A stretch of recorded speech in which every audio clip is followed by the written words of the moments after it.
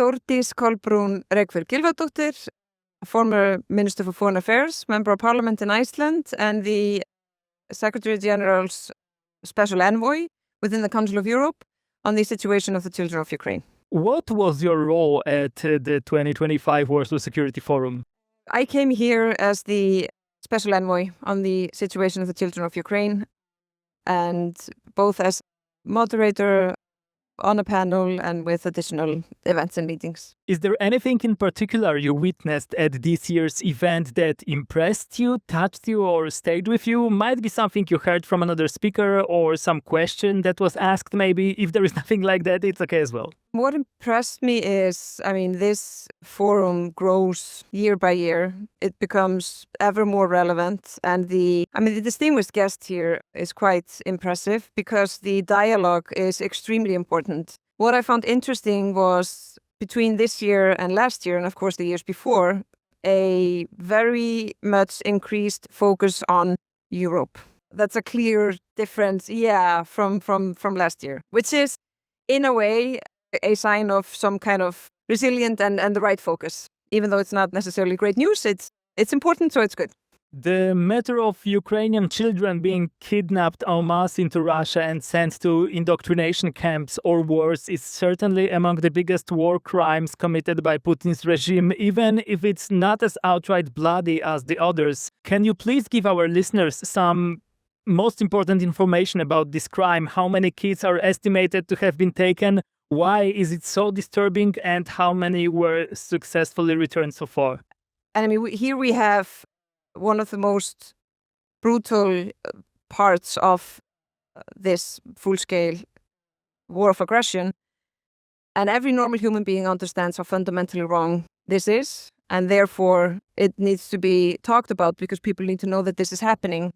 And we need a political push to bring them back. Would you agree that the world is facing a human rights crisis today? I am asking because to me, despite all the conventions, treaties, agreements, and other international documents signed, when push comes to shove, they are often completely disrespected, also by the UN Security Council permanent members. It's obvious that the international system is in a crisis because the system that we created after the Second World War was supposed to prevent the things that we're seeing now ever happening again. But what we have to understand as individuals is that we all have a role to play. The system is being attacked and we can't let that happen. If we don't have a rule-based order, the whatever rights that we cherish will be so much easier to break. It's true that, the Security Council at the UN is not at its finest. That is obvious. We have to both understand what is worth fighting for. We have to understand that to protect our way of life, we have to be resilient and we have to,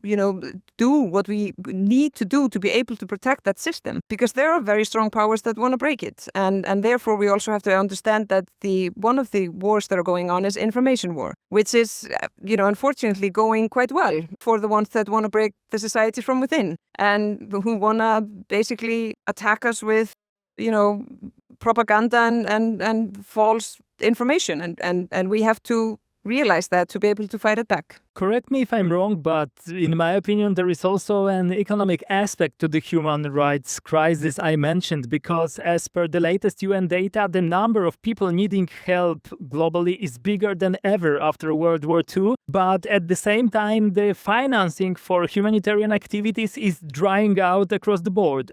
No, you are absolutely right. Both if you look at people that are, refugees all over the globe, and you look at conflicts, wars, and then you see some of the biggest players decreasing funding and participation in a collective effort tremendously. And we have to understand the connection between what we do in that regard and if we don't do it, what it can bring. So the need is there. And again, also when countries start to be afraid of, when the threat comes closer, we prioritize things differently. But I agree with that statement that you made. Following up on my previous question, do you think there is any way to effectively enforce respecting human rights around the globe? Because, again, when only some parties respect them, they become a tool used by the proverbial bad guys to reshape the playing field in their favor. I mean, this is a constant battle, and, never in human history we have seen a time where everyone respects fundamental individual rights. But the last 80 years, overall in general, in the world, we have been closer to it than, before.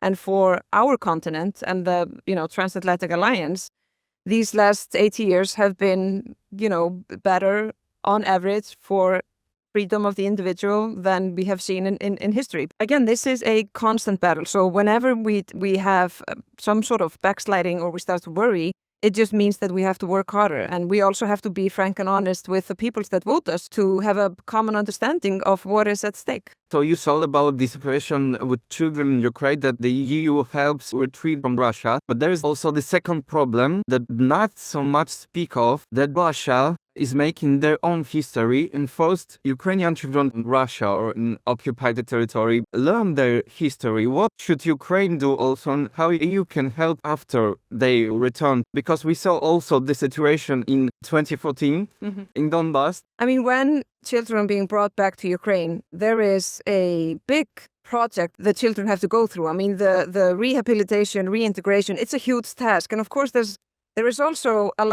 there's often quite a difference when a child has been in Russia for maybe 4 months or 6 months than when a child has been there for 3 years or more. I mean, the goal is to brainwash them, to forbid them to speak Ukrainian, force them to speak Russian, to tell them that Ukraine is not a real country, that their, parents don't love them, etc., etc. The Ukrainians have to have a capacity and human resources to take that, assignment on when children are being brought back. And they need assistance in that. That's, educational gap, healthcare assistance, financial support when the kids are almost grown up or they don't have guardians. So this is a huge task, and it takes time and it needs a lot of work, both psychological and others.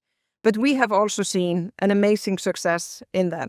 So it's doable as long as we, support them. And I mean, the work that the Ukrainians are doing, I mean, NGOs and institutions and all of it, I mean, it's outstanding. And on top of that, the country is going through reforms when it comes to the well-being of children. So, but naturally, they need support in doing so. But it is doable. We've seen that with so many children. Any final message you would like to conclude with? Not just, I'm happy that this forum continues to grow. It's top-notch, extremely important. And you see it with the participants here that this dialogue and the setup is good. And it's the right place to have that dialogue here in Poland.